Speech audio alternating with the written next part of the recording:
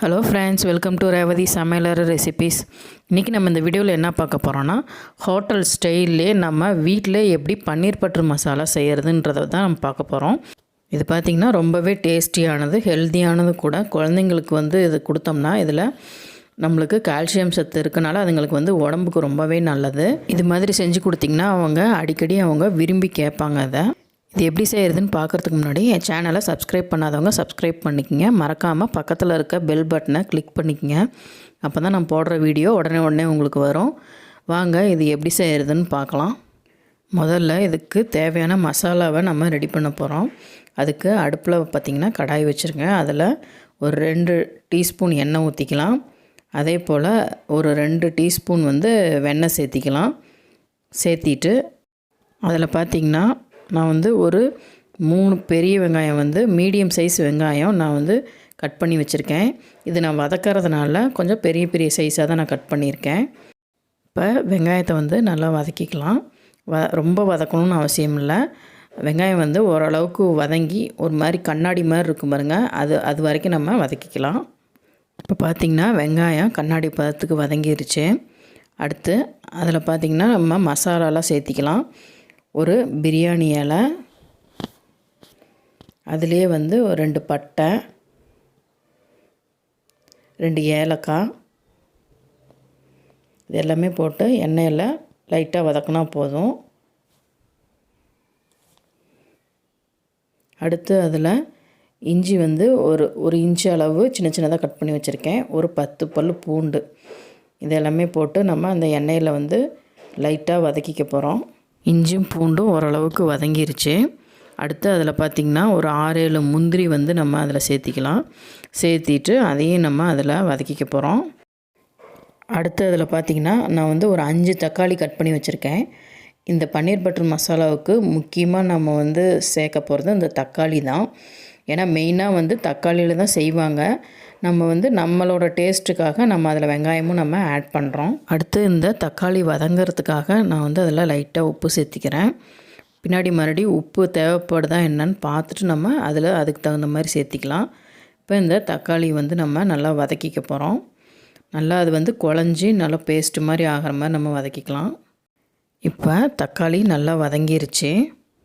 அவ்வளோதான், இந்த பன்னீர் பட்டர் மசாலாவுக்கு தேவையான மசாலாவை நம்ம ரெடி பண்ணிட்டோம். இது நல்லா ஆற வச்சு நம்ம மிக்ஸி ஜாரில் நல்லா நைஸான பேஸ்ட்டாக நம்ம அரைச்சி எடுத்துக்கலாம். இப்போ மசாலா நல்லா ஆறிடுச்சு. அதை நம்ம மிக்ஸி ஜாரில் மாற்றிக்க போகிறோம். மிக்ஸி ஜாரில் மாற்றிட்டு நம்ம இதை நல்லா நைஸாக ஒரு பேஸ்ட் மாதிரி நம்ம அரைச்சி எடுத்துக்க போகிறோம். இப்போ பார்த்திங்கன்னா மசாலாவை நல்லா அரைச்சி எடுத்துகிட்டு வந்துட்டோம். அடுத்து இது எப்படி செய்கிறதுன்னு பார்க்கலாம்.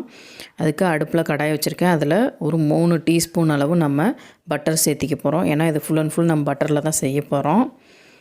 பட்டர் சேர்த்துனோடனே அதில் பார்த்திங்கன்னா ஒரு பிரியாணி இலை, ஒரு பட்டை, அடுத்து அதில் ஒரு ஏலக்காய், இது எல்லாமே சேர்த்தி நம்ம அதில் பட்டரில் நல்லா வதக்கிக்க போகிறோம்.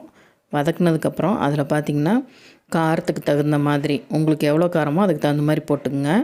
நான் ஒரு 2 டீஸ்பூன் அளவு வரமிளகாய் தூள் போட்டு அந்த பட்டர்லேயே நல்லா வதக்கிக்க போகிறேன். தீஞ்சிராமல் பார்த்துக்குங்க. தீ மீடியமாகவே வச்சுக்கோங்க. அடுத்து அதில் பார்த்திங்கன்னா நான் ஒரு 1.5 டீஸ்பூன் அளவு கரம் மசாலா அதில் சேர்த்திக்கிறேன். தீயை கம்மியாகவே வச்சுக்கோங்க. ஏன்னா இல்லைன்னா நம்ம போடுற மசாலா அதில் தீஞ்சு போயிடும். மசாலாவை சேர்த்தோடனே அதை நல்லா வதக்கிக்குங்க. அந்த எண்ணெயில் நல்லா பொரிஞ்சு வரணும்.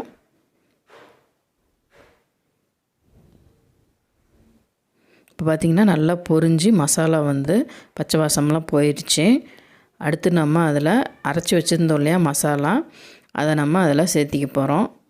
மசாலா சேர்த்துனதுக்கப்புறம் அந்த ஜாரில் ஒட்டியிருக்கும் இல்லையா மசாலா, அதையும் நம்ம அலசி அதிலே ஊற்றிக்கலாம்.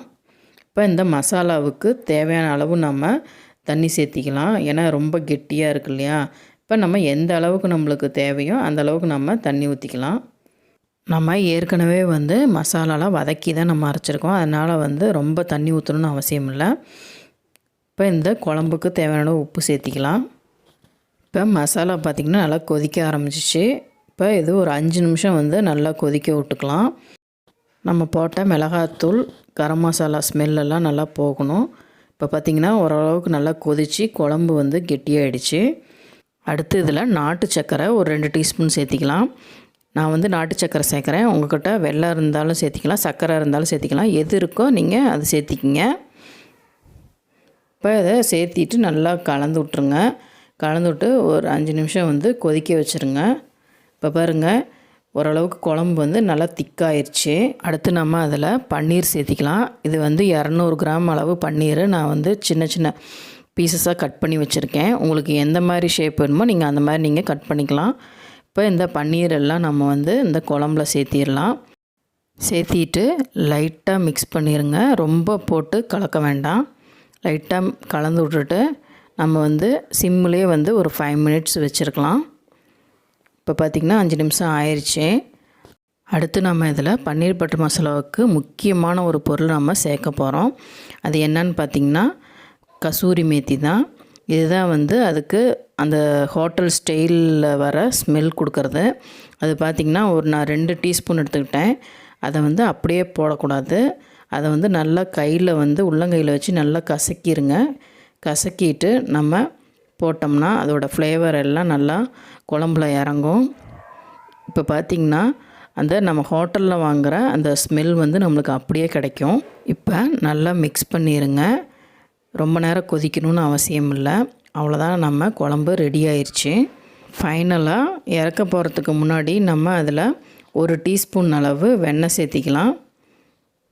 இப்போ உங்கள்கிட்ட வந்து ஃப்ரெஷ் க்ரீம் இருந்தாலும் நீங்கள் சேர்த்திக்கலாம். ஃப்ரெஷ் க்ரீம் இல்லாதவங்க லாஸ்ட்டாக இறக்கிறதுக்கு முன்னாடி வெண்ணெய் 1 ஸ்பூன் போட்டு நம்ம இறக்கிட்டோம்னா நம்ம ஹோட்டல் ஸ்டைல் பன்னீர் பட்டர் மசாலா ரெடி. இது பார்த்திங்கன்னா சப்பாத்தி, நான், ரொமாலியன் ரொட்டி, தோசை இது எல்லாத்துக்குமே ரொம்ப சூப்பராக இருக்கும்.